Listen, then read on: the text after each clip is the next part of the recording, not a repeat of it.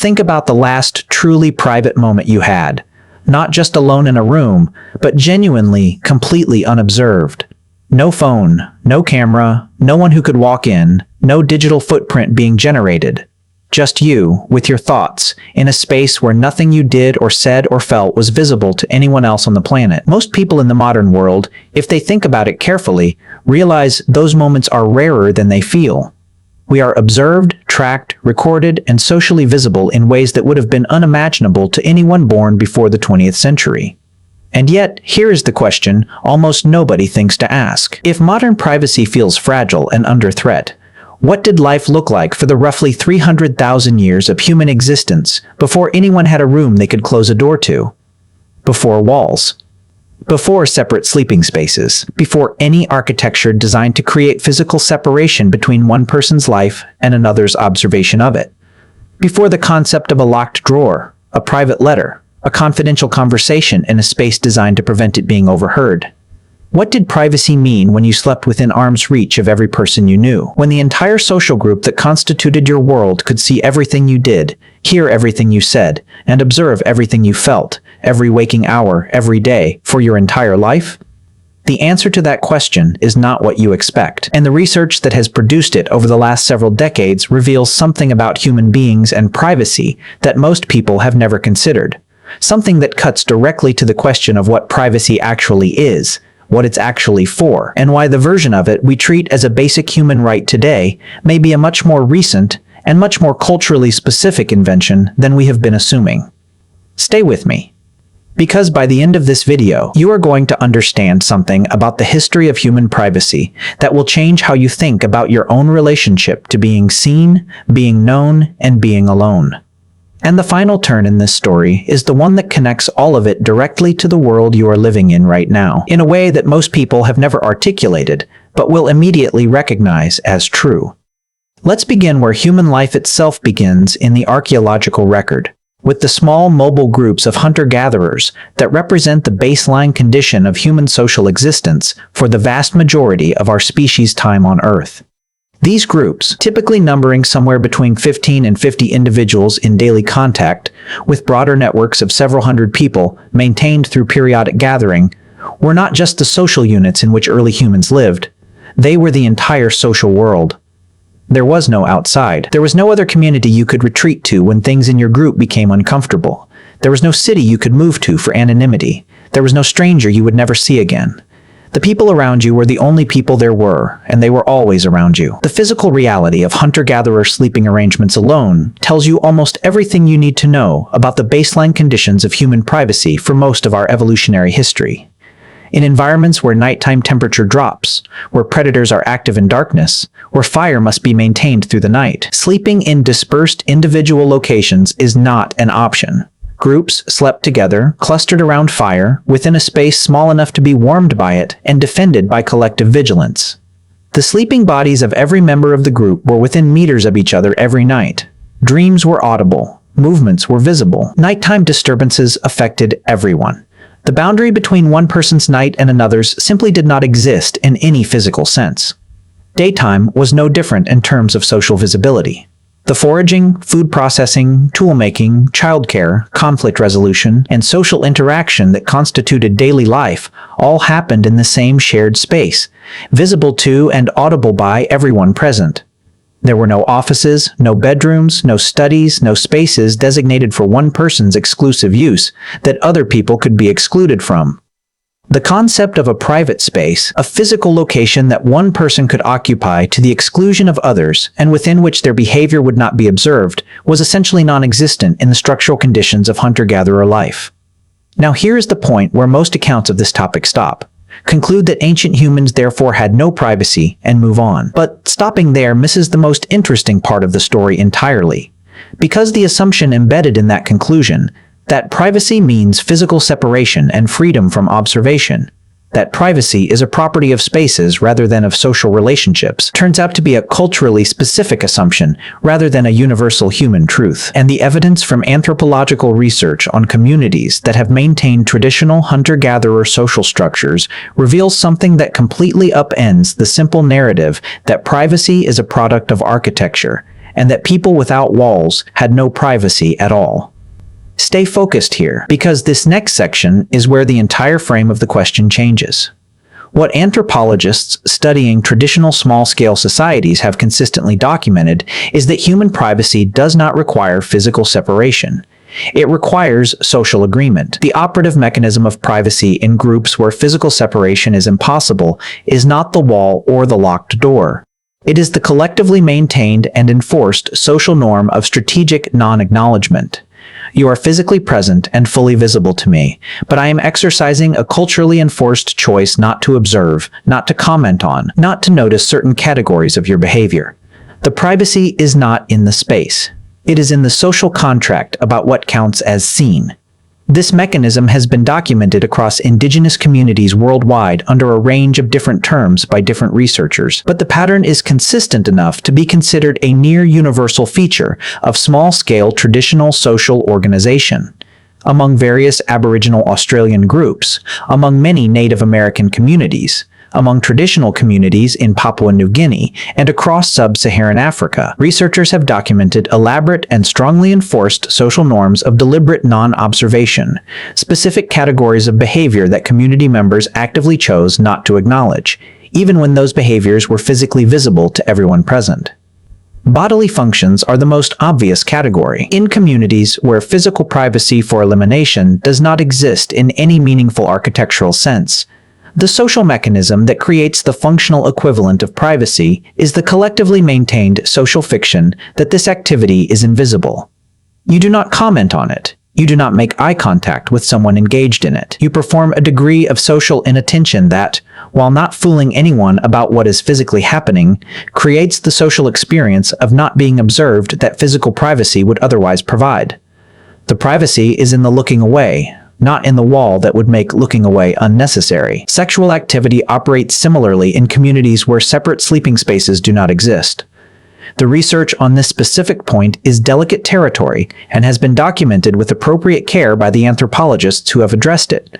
But the consistent finding is that in many traditional communities, the social norm of non-acknowledgement is extended to sexual activity occurring within the shared sleeping space, creating a functional social privacy through collective agreement to perform inattention even in conditions of physical proximity where nothing is truly hidden from anyone who chose to observe. The extension of this norm-based privacy system covers a wide range of other categories of behavior across different cultures: personal grief, certain forms of conflict, bodily pain and illness in some contexts, particular ceremonial or spiritual practices, and the verbal processing of certain kinds of personal difficulty. The specific categories vary. The mechanism is consistent. Privacy in the absence of physical separation is created and maintained through social agreement about what is politely invisible, what is culturally not noticed, what falls outside the domain of legitimate social observation, even when it falls entirely within the domain of physical visibility. This is not a crude or primitive system. It is a sophisticated social technology that solves the privacy problem in the conditions where physical separation is not available, and it solves it with a functionality that is in some respects more nuanced than the architectural approach. Physical walls create binary conditions. Either you are in the private space or you are not. The social norm system creates graduated, contextual privacy that can be applied selectively to specific categories of behavior in specific situations within the same shared space. It is privacy as a social relationship rather than privacy as a physical arrangement, and it has served human communities for hundreds of thousands of years in conditions where the architectural version was never an option. Here is where the history of privacy takes a turn that almost nobody sees coming. The development of architecture, of permanent walls and separate rooms and enclosed private spaces did not simply give people more privacy. In some important respects, it changed the structure of privacy in ways that had significant costs alongside the obvious benefits. And understanding those costs requires understanding what the norm-based privacy system of traditional communities actually provided that walls alone do not. In a small group where everyone knows everything about everyone, the social norm of strategic non-acknowledgement creates a specific kind of privacy that is not just about concealment. It is about the social permission not to perform. In traditional communities, the person who is grieving does not have to pretend they are not grieving when they enter a shared space.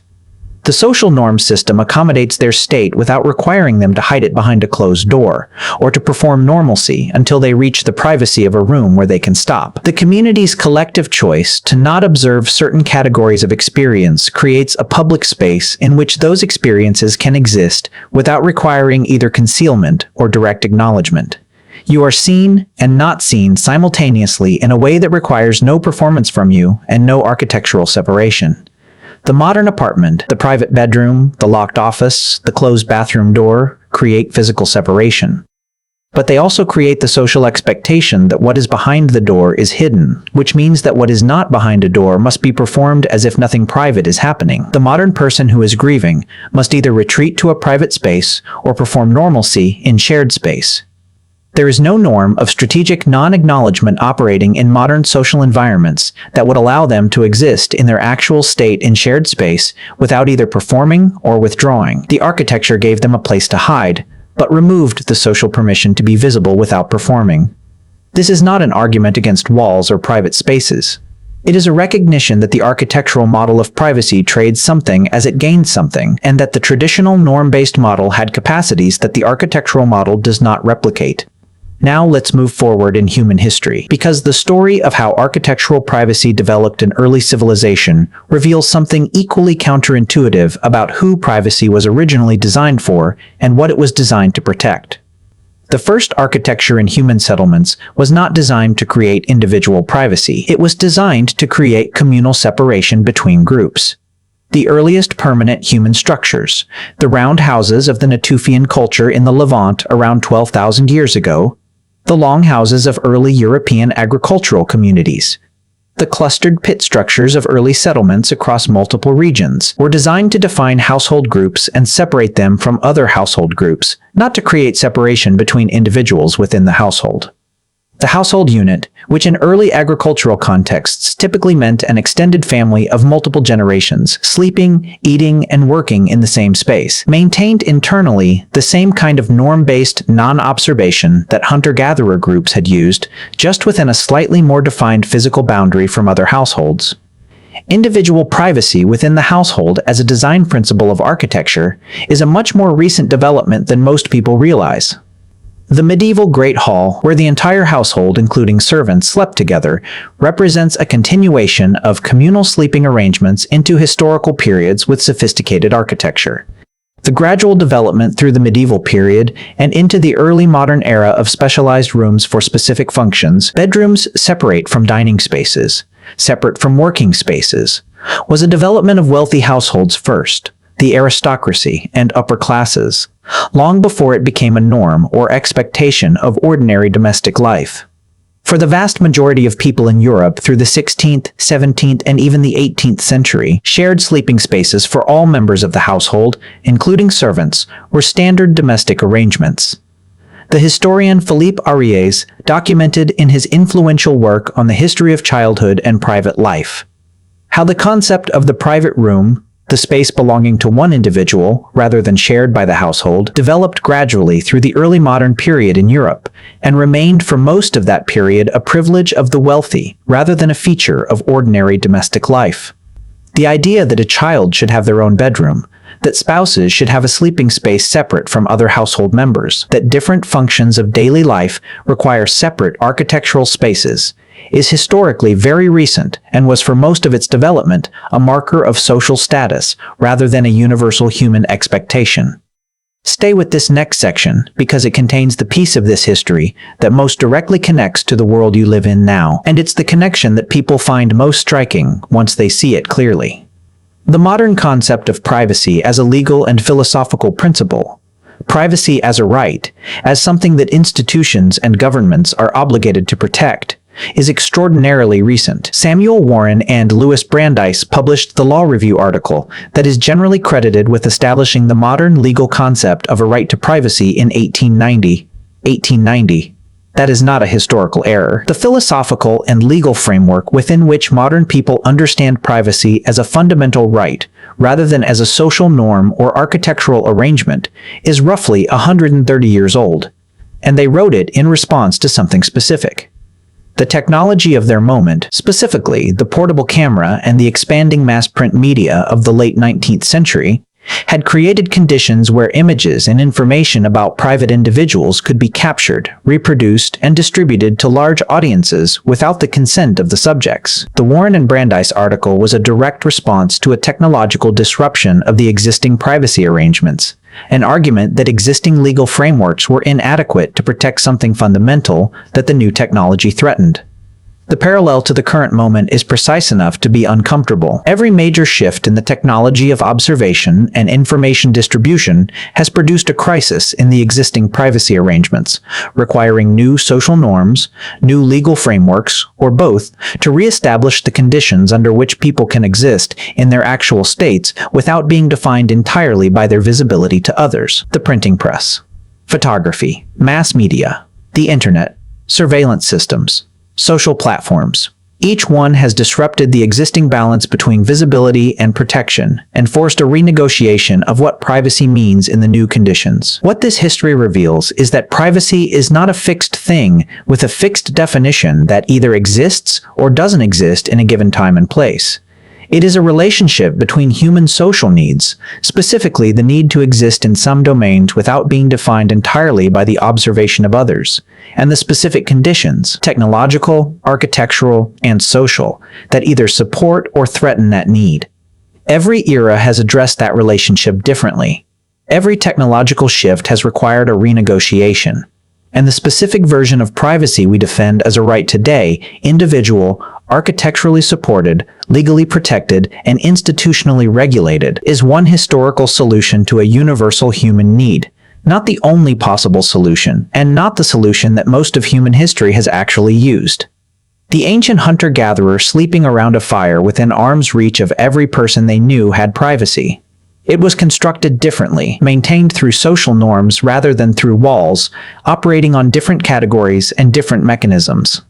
But the underlying need it was responding to, the need for some domain of experience that exists outside of total social visibility and judgment, for some permission to be in one's actual state without performing for others, was identical to the need that drives the modern person to close their bedroom door or read their messages without someone looking over their shoulder. The methods change. The need is as old as social life itself. And here is the final piece of this story, the one that connects the ancient sleeping circle and the social norm of strategic non-acknowledgement directly to the world you are navigating right now. Because the privacy crisis of the modern moment is not actually about technology. Technology is the mechanism. The crisis is the same one that has recurred at every major disruption in the history of human visibility. The available methods for maintaining the social conditions that the fundamental human need for privacy requires are no longer adequate to the new conditions of observation. We are, in a very real historical sense, in a position structurally similar to the hunter-gatherer group confronting the first permanent settlements. The old mechanisms, the physical walls, the locked doors, the expectations of spaces defined by exclusion, are not keeping pace with the new conditions of visibility created by digital technology, social platforms, data collection, and the nearly universal presence of networked observation devices in daily life. The social norms that would serve the same function that strategic non-acknowledgement served in hunter-gatherer communities have not been established with anything like the clarity and enforcement that the old systems had. We are in the transitional period, where the old privacy arrangements are failing and the new ones have not yet crystallized. Every civilization that has gone through this transition has eventually developed new norms and new frameworks adequate to the new conditions.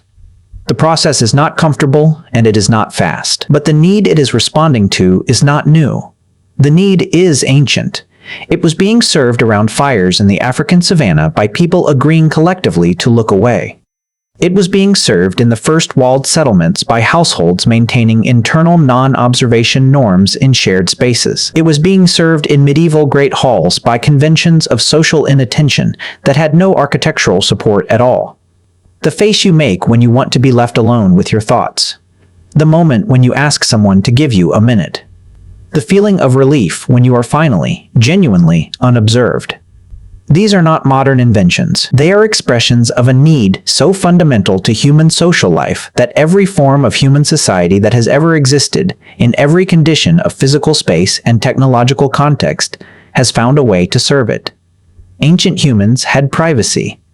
It looked completely different from yours. It was built from agreement rather than architecture, from social norms rather than locked doors, from the collective human understanding that some things belong to the person experiencing them, regardless of whether any wall or law or technology makes them invisible to anyone else. That understanding is as old as the species, and the only question each new era has to answer is what form it takes this time.